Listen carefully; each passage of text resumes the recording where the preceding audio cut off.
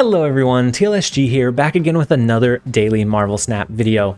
So today we have something a little bit different. The last couple of days we've been focusing on decks that I felt were really strong, that were really competitive, that we're going to be able to really easily climb and gain you cubes. Today I want to go with something that is strong, yes, but it's also fun. So today we have a deck list that is still currently under construction from Ripley J. If you've been around the channel for a while, we've ran a couple of Ripley J's deck lists, but this one operates on the function of Quinjet, Sera, and Nick Fury to do some really crazy swings. So there's a lot of combo pieces in here, there's a lot of RNG, there's a lot of kind of thinking around different plays. In some games, you're going to get really unlucky. Other games, you're going to have some insane luck, and you're going to win games that maybe you shouldn't have otherwise. This deck list can win, it can game cubes. What I have seen in my testing is that most of these games are either 4 or 8 cubes. Since the opponent is going up against the deck list that realistically they know very little about, they are much more likely to snap in different scenarios, and if there is that element of RNG with Lockjaw, even if you can kind of calculate your percentage chance of flipping into what you need, there's less of a chance that they retreat because it's not as hard set as you having a lane lockdown with Professor X or you having an insane amount of power on the board. This deck list can be really fun, it can be really challenging, it can be really swing based, but overall I think this deck is incredibly fun. I will leave a link to Ripley J's write-up on snap.fan, and as I said, it is still under construction, so things may change eventually or over time. But let's run through the deck list really quickly. So first up we have Hood. Hood in this list is going to partner well with Quinjet because that demon token then becomes free. You can do a lot of power push on the last turn as well as dropping your 6 power demon, or if you suspect a Professor X play, you can throw that 6 power demon into a lane to try to make sure that it can't get locked down with a Professor X. And we have a Carnage to get rid of it. We could also drop the Hood into a Lockjaw lane to cycle it out to pull into something a little bit more advantageous for us. And then we have Quinjet. Quinjet is going to partner well with White Queen, with Cable, with the Hood, and with Nick Fury. By reducing all of those cards by 1, if you can couple this with Sera, you can reduce that even further. And so then all of a sudden, if you can maintain your board space, you're able to outpower the opponent by dropping more cards on that last turn. And then we have Psylocke. Psylocke is in here as a way to help ramp up into maybe a Magik on turn 4 or a Sera on turn 4 as a way to potentially have a decent cycle tool that we can rotate in with Lockjaw. Psylocke is in here kind of as a cover for Wave. Your ideal playline is going to include doing Psylocke or Wave on 3, Sera on 4, into your Magik plus whatever else on 5, maybe your Nick Fury on 5 to get a lot of upside. But Psylocke is not going to be beneficial in every game. It's not as high roll as something that like it used to be ran in like a Mr. Negative, but it is very beneficial in helping us get a 5-cost card out onto the board earlier so that the rest of the game we can really focus on snowballing. And then we have Cable. I'm a pretty big fan of Cable. I like decks that operate by attaining information from the opponent that they're not able to see. So with Cable, you're able to pull one of their cards. Maybe you pull into their Hela. Maybe they're running an ongoing Wong Spectrum buff deck and you pull their Spectrum. You know that pretty much cripples them into that late game, but they don't quite know it yet. And so you can use Cable as a way to attain information that may change the game, and sometimes you just draw a decent value card. With Quinjet, with Sera, it's going to be reduced by 2 to allow you to use their resources better than they can use their own. And then we have Carnage. Sometimes we are going to brick a lane. So something like Hood and Psylocke in a lane is a really low power push. We are going to need some additional space, especially if we get Quinjet, Sera, and Nick Fury down onto the board. A lot of times we're going to be constrained by space. Carnage is here to help clean up either some of those low power lanes, to clean up any goblins that are sent your way, and just overall clean up some just junky lanes that aren't incredibly powerful. And then we have Lockjaw. Lockjaw in this list, you have to have constraint. It's not always going to be beneficial. It's not like a really high roll Lockjaw list where you just throw everything you can into Lockjaw, knowing that you're going to pull a positive card out of it. In this list, you really need to pay attention to what cards you have left to know if it is beneficial to Lockjaw cycle or not.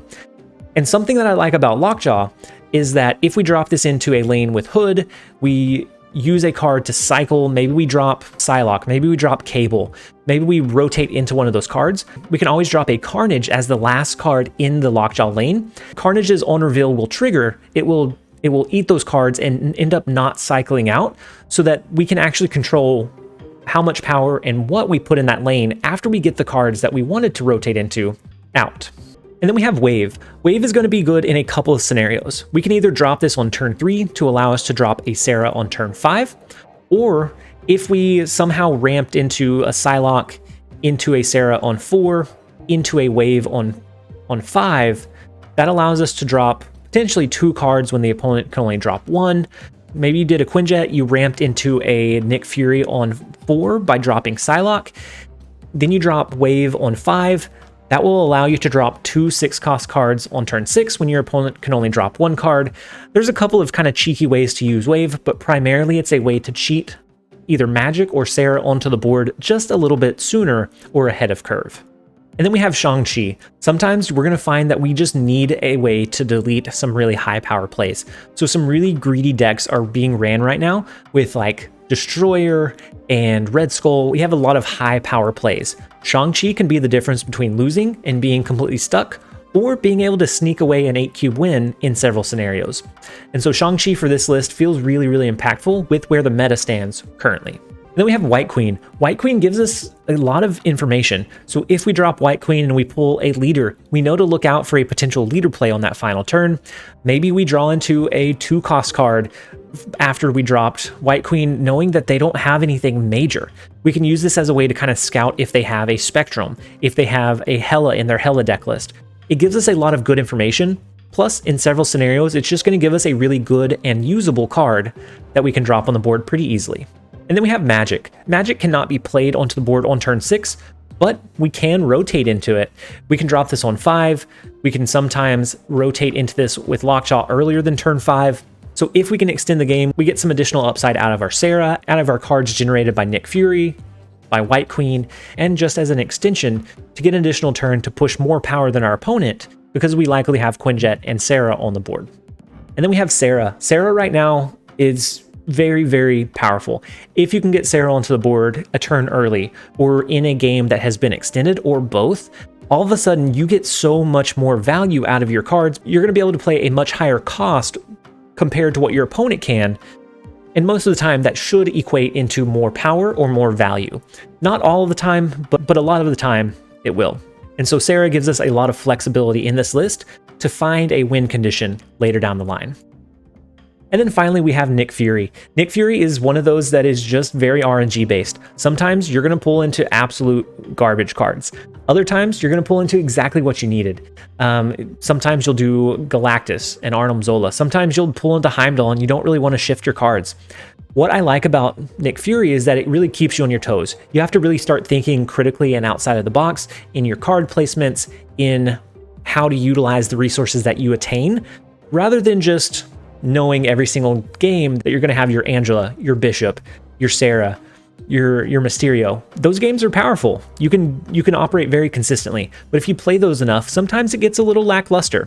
Nick Fury is always going to be random and crazy, and sometimes it's going to be a really high roll high. Other times it's going to be a low roll defeat. But either way, it's very exciting and it keeps the deck list feeling fresh and fun. But that is the rundown of the deck list. We are going to go ahead and jump into a couple of games. I hope you guys enjoy. All right, so next up we have Owen Lee, which we haven't went against Owen Lee for quite some time. If Owen Lee, we could steal a win away, that would be beautiful. So Grand Central could potentially pull into something good. So like even if we're still holding Magik, maybe it extends the game for us. But we'll just have to see. Is it worth it to drop Psylocke? Our best bet would be dropping the White Queen on 4 if we drop Psylocke now. Otherwise, we can wait for Lockjaw to be able to start cycling some cards. I'm going to go ahead and wait. We're going to wait one turn. We will be able to drop Lockjaw. Ooh, we can drop Lockjaw and Psylocke now, which is nice. Next turn, we're going to be able to do Sera onto the board on 4, which is great. We need a big power push, especially with like something like Sera and Nick Fury, where we're running some really high power cards. That is exactly what we want to see. And so let's go ahead and drop Lockjaw. Let's drop Lockjaw into Kunlun. We're going to drop Lockjaw. We're going to rotate into a Psylocke. Now, we could potentially pull Carnage out. That is just one of those potential downsides. We could also flip into Nick Fury, therefore we have our discounted cards. More ideally, we pull into something like Quinjet, and we get a really big amount of upside from any cards that we generate. Even flipping into like a Cable, Nick Fury is huge. Huge Nick Fury, giving us a Leader, a Chavez, and a Heimdall, all of which are fantastic here. We can drop... We do have the extra energy because we dropped Psylocke, nothing huge. We could drop Magik, or I say we go ahead and play our Sera. Next turn, we probably want to cycle our Magik out. That'll pull something new onto the board, plus it turns it into Limbo, and we get that card rotated out. I think it gives us a really good advantage. So they dropped Gamora into Kunlun, but that is not where we were playing cards. That is not our game plan, good sir. I think we hold, or try to hold, our Shang-Chi for now. Let's go ahead and cycle our... Let's cycle our Hood first, and then our Magik, and then we still have room for a nice, very nice White Queen. To be able to pull whatever their highest cost card is, we're going to be able to pull that into our hand. So this is a pretty ideal scenario to be able to combine both Sera and Elysium. The only thing that could make this a little bit better is if we maybe flip into Wave. Well, the Enchantress star Sera, so that's unfortunate. The cards do go back up in cost just a little bit, but we're going to have a really big rotation here. We still have the free Demon. Well, now we get the discount from Quinjet again, unless we flip into Carnage here, which is a good possibility. We could flip into Carnage, which is okay. It would eat this lane. No, it's a Psylocke. Not great, not the best, but it's not the worst either. We are currently winning this lane. And so, ooh, and then we get their Arrow, which they get a Shang-Chi. We get Arrow, it pulls their Enchantress over. Interesting. This isn't even the last turn. Oh my gosh. We have some huge decisions to make here.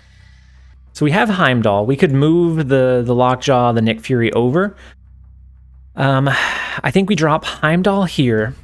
That's going to move these two cards. So the Lockjaw and Nick Fury. It leaves this one pretty bare or pretty open.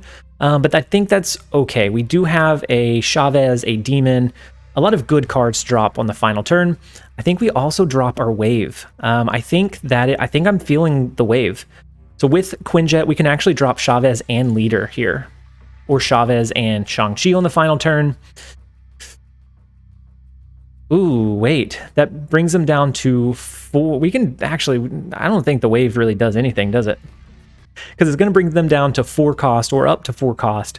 Elysium brings them down to 3. This brings them down to 2. We're going to be more space constricted than anything else. And so let's see what they end up dropping. Let's shift those big cards out of Limbo to give us a decent push in Grand Central. We can now maneuver our cards to their... Okay. All we dropped was is in this lane anyways.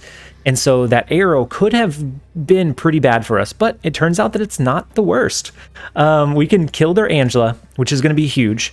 And we can drop a 9 power push here. We have a 10 power push here. I think this is probably the ideal game for this list.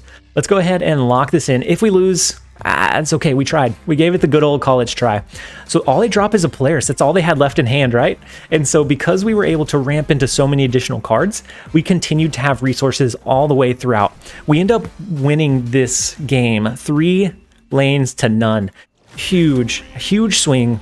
Elysium gave us so much momentum and power that it carried over through the rest of the game. The Nick Fury flip with Lockjaw was huge. That felt pretty solid. Let's go ahead and jump into the next one, see if we can keep it going. All right, so next up we have Azak Rai. And I'm not sure if they're a bot or not, but we have such a perfect starting hand that we're gonna show it anyways. And while we're waiting for this next turn to kind of come through, I do have a couple of channel memberships that I want to shout out and welcome those new members into the channel. So we have Akshay Sundarani, who upgraded their membership to Team Super Supporter, which is huge. They get access to a few more perks, and it helps further support me and the channel, so thank you so much, Akshay. We have Matthew and Rich Bell, who both joined us as channel members, and then we had Pilk Enjoyer, who re-subscribed as a channel member for the second month. And so thank you all so much for the support. It is very much greatly appreciated. And then in addition to those new members, we also had Jeremiah or Soul Knife gift 5 memberships to the channel so that we could get up to the next tier of emoji unlocks. So we have a new emoji that's going to be coming in soon for our users to use in the comment sections and the live chat of our videos. And so thank you, Jeremiah, so much for that support as well.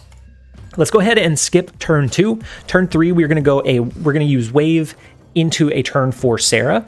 That's going to give us a little bit of flexibility in what we drop and where. And even though our Sera got hit with the icebox, wave is going to allow us to drop it onto the board anyways. That is going to reduce the cost of our Sera, of our Nick Fury, and then the Quinjet, and then the combination of Quinjet and Sera are going to reduce the cost of the cards that Nick Fury generates as well.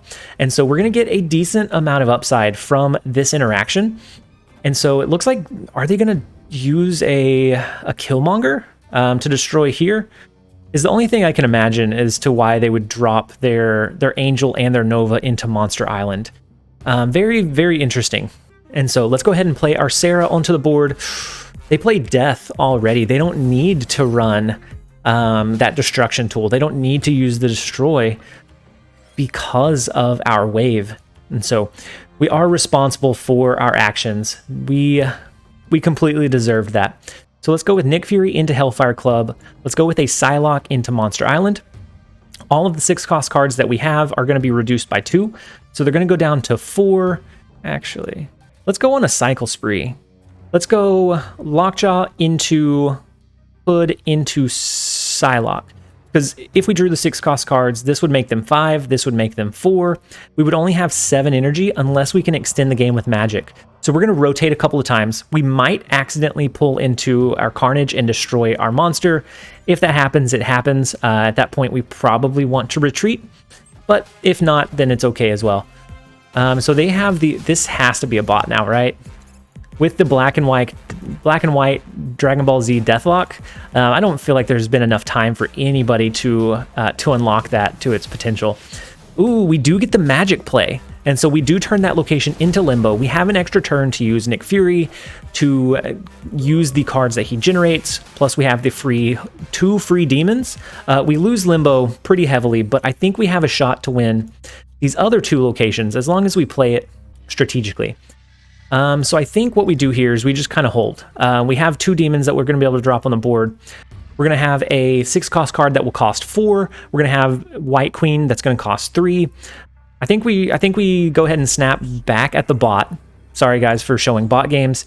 As you know, we are a little bit behind on schedule today. Internet issues did really restrict us from being able to get that normal daily upload, and I feel really bad. And so this one may not be as many regular games, so I don't have as long to kind of sift through bot games as I normally would. So this is going to put us to, so the 8 power play is going to put us to 20 here. This will put us to 26, and then we have a big power push of the double demons in the far right. And then also, notably, we have Galactus. He doesn't have anywhere to go, and we have Leader, but we don't have any space to copy what they play, unless we just did the Leader there. But if they end up doing something like a Destruction tool, they could end up making us wipe our whole board. So I think we go with the big power play here. This one should be easy. I don't see a win condition for them. We get another good upside of having both Sera and Quinjet. We rotate with Lockjaw into the Magik play, which was huge, allowing us to steal the left and the far right lane away and lock in our win. And so as it resolves, such a crazy swing style deck that it's almost nerve-wracking to play because there's so many RNG potentials with like a Lockjaw rotation. But as you start playing to your odds, you can try to find that optimal play line. And of course, this is still under construction somewhat, but even as is, having a use for Nick Fury again feels so good. I haven't used Nick Fury since the start of last season because he just didn't really fit into any deck well. His RNG element made him feel a lot less reliable than he would have or should have otherwise. And so with that win, let's go ahead and jump into a few more. All right, so next up we have Veldar. In our starting hand, we do have the Quinjet, which is going to be good. We also have a T-Lin, which is going to cause us to shuffle our cards into our deck on turn 3, which is not as good. But let's go ahead and play Quinjet. Maybe we can get, I don't know what we even hope for here, because the Hood would just shuffle the Demon back into our deck, which doesn't feel great. We can do Psylocke. We can do Psylocke, we can do Hood and Carnage next turn. That's going to leave us with 3 cards that we shuffle. That's going to leave us with 2 cards that we shuffle in our deck. So we're actually going to thin our deck just a little bit from this location by being able to play into all of our low-cost cards so quickly that I think that's probably our play line. I think that's what we want to go with here. Now, they might push for a hollow win. It just depends. And then the third location is Limbo. That means that we don't have to worry about playing into our Magik, which is a little bit clunky from time to time. So I think we do go ahead and destroy the Hood here. We could drop Wave in hopes that we draw into our Sera next turn, which could be the play. Maybe we drop Hood and we drop Wave, and we just hope that we shuffle back into Sera. Sera is going to be our ideal play line. Now, they do have armor. We have Shang-Chi to counteract like a really high power play.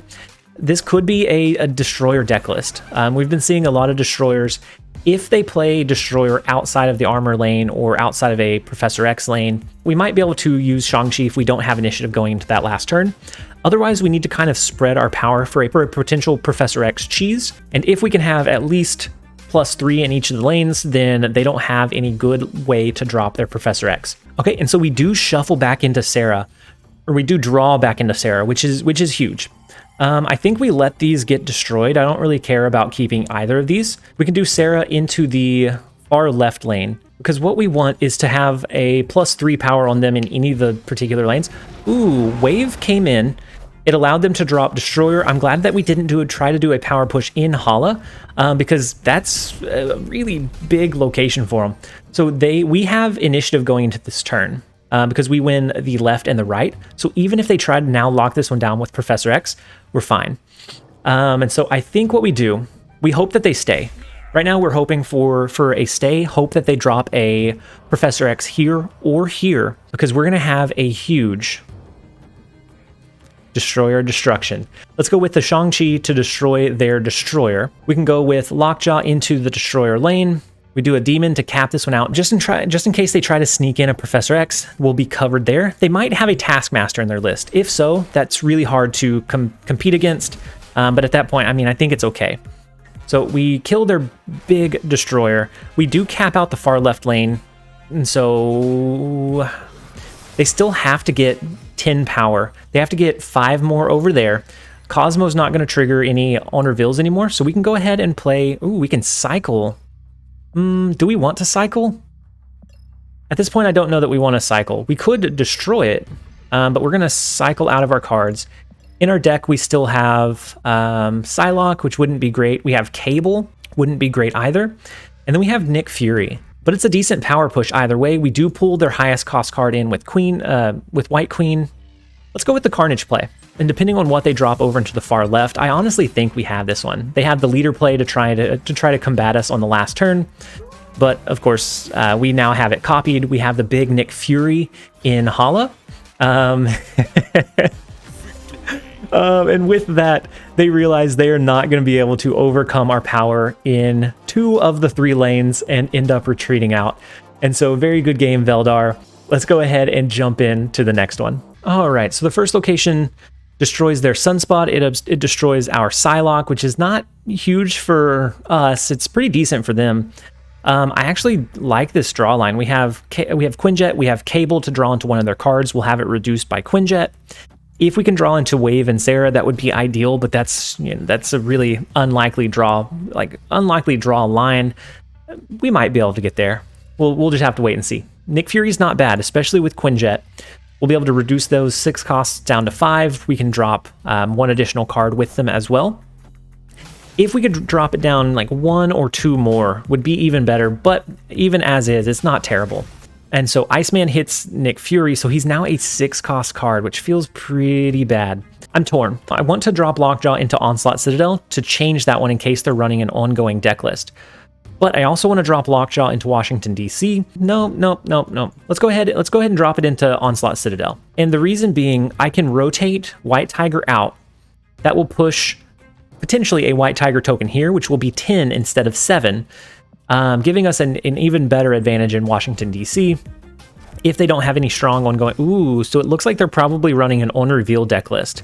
The only reason they would drop Wolfsbane is if they also have a Wong and a Mystique that they're going to be using to try to trigger that on reveal at the very end of the game a bajillion times.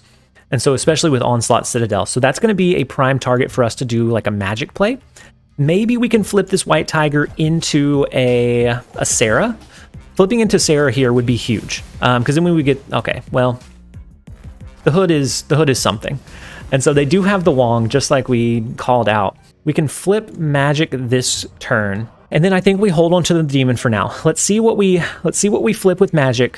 We might end up doing a Carnage into this lane to destroy all of these cards, get a little bit of upside, get a little bit of additional space. We have Shang-Chi as a like last resort type play, but we also have a turn 7 here. So if they start, blocking this one down, maybe they do a Hazmat. Maybe they do a Mystique here to copy Wong's ongoing ability. We are going to make sure that they can't trigger as many times as they would want to. So we do get the Sera. So we get the upside of the 1 cost reduction just a little bit. And then it's an Ironheart. So it triggers twice with Ironheart. They are going to play into an Odin on one of the final turns. So if we have initiative going into that last turn, it starts feeling pretty bad. Because we want our Shang-Chi to be able to target this lane after dropping an Odin. But I think, honestly, depending on what they drop where, we should be fine, right? We can do a Carnage to destroy these cards. We can go ahead and drop a Nick Fury in the far left. Later on, we can do a Demon. We can drop our White Tiger next turn. The Carnage will get rid of our Sera reduction and our Lockjaw, but I think that's okay. That gives us some additional space in this lane that we might need by the end of the game. They may go ahead and cap this one out this turn. So if this is a Hazmat that double triggers, I'm going to be a little sad because we almost avoided getting any impact from that at all. And so we do get the Nick Fury off. Ooh, so they do the Odin this turn. Very interesting. And so now we can actually play our Shang-Chi into this lane and destroy... okay, quite a few of their cards. We might be able to destroy all 3 of these if we get lucky enough. So this is a massive, massive Wolfsbane. Absolutely huge. We can destroy all 3. They're going to have 0 power here. So all we have to do is this, and then this would be 5, 6, 7, 8 power. This is going to be 8 power here. Ooh, Mr. Mike, are you BMing me? Are you BMing me, sir? So this is 15, 19, 20, 21. If they play here, it's fine. If they play here, it's fine. So they asked us to snap. I'm going to go ahead and say thumbs up. Let's go ahead and snap back at them. They felt confident. We feel pretty confident as well. Let's go ahead and play the Demon. Washington, D.C. is going to allow us to buff that one up even further. They're going to have to play cards in both of these lanes if they want to try to win. I just don't think they have the push. I think they have a Gamora or a White Tiger or maybe a Dr. Doom, but I don't think any one of those is going to do it for them. So they have the Chavez push in mid. We go ahead and take out their entire limbo location. It's so satisfying. The Shang-Chi coming in absolutely clutch. So we end up getting 2 of the 3 lanes away from them. We get 8 cubes out of it. Nuts. Absolutely nuts. Okay, let's go ahead and with that win, jump into a couple more. We're stealing away some 8 cube games that are absolutely ridiculous. All right, so next up we have Hex. And actually, I really like this. We have our ideal play line. So the ideal curve is Quinjet into Cable, into Wave, into Sera. We have all of those. This is beautiful. Is it bad to snap on turn 1? We have no idea what they're running. They could be running an absolute monster of an on-reveal deck. But we're feeling cheeky. We're going to leap. Let's go ahead and lock in the Quinjet. Next turn, we will do a Cable. And as we are drawing into our next Oh my god. Oh no. Oh, retreat, retreat. Let's go with the double cable. Hope that we draw something mid-range so that we can drop it on the portal. How awful. And so not the play that we thought we were going to get, but maybe the play that we needed. But as we are letting this one play out, if you are watching this video and you're not subscribed, we are currently at 3,620 subscribers as of the time of recording this video. And so if you made it this far and you are enjoying the content but you're not subscribed, please consider subscribing. We are doing daily Marvel Snap content, and that's not going to be stopping anytime soon. And so now to address this TVA issue, I honestly, I don't know. I don't know. We could do wave into a death, but they have a double forge, which is pretty rough. Let's do the wave and then see where they're going to drop their cards. Okay, they stack them in Camartage. Interesting, interesting. Deadpool, okay. Bucky Barnes, okay. So they can only drop one card, yeah? If I was them, putting me in their shoes, if I was them, I would drop a card into the TVA. Ooh, wait. No, we got some decisions to make. We pulled their Arnim Zola and their death. If we extend the game with Magik to change TVA, we extend it, we have more turns. But at the same time, they have a 5-power Deadpool already. They would have 3 turns to extend it. I honestly think we just go with death in the left-hand side. They can only drop 1 card here. If they play it here to swing this location, that's fine. If they play it here, we win this one and this one. I think that is what we want to do. I don't think we extend the game. I just think it's a little bit too... They decided to extend the game anyways. And so now they know that we have their death, which is absolutely fine with me. So what we can do now is drop Sera on 5. That's going to leave us open, a bit open for some other counterplays. We can also do a White Queen at some point to steal their highest cost card. Most likely, since we do have their death, maybe we snag a Taskmaster, but that would be probably the best case scenario we could hope for. Okay, and so our Sera goes off. It's going to reduce the cost of all of our cards. They do have their Carnage, so that is now a 10-power Deadpool, and they have 2 turns to buff it up further. We do, however, have Shang-Chi, and their Carnage actually ate their Winter Soldier because Camartage triggers it twice, which is really, really satisfying. That's really funny. In their deck, they only have 1 card left because we stole 2 of them. Because we stole their death and their Arnim Zola. We can do a White Queen over here, a Hood here, to figure out what their highest cost card is. Actually, does that matter? Let's go with Nick Fury and the Hood.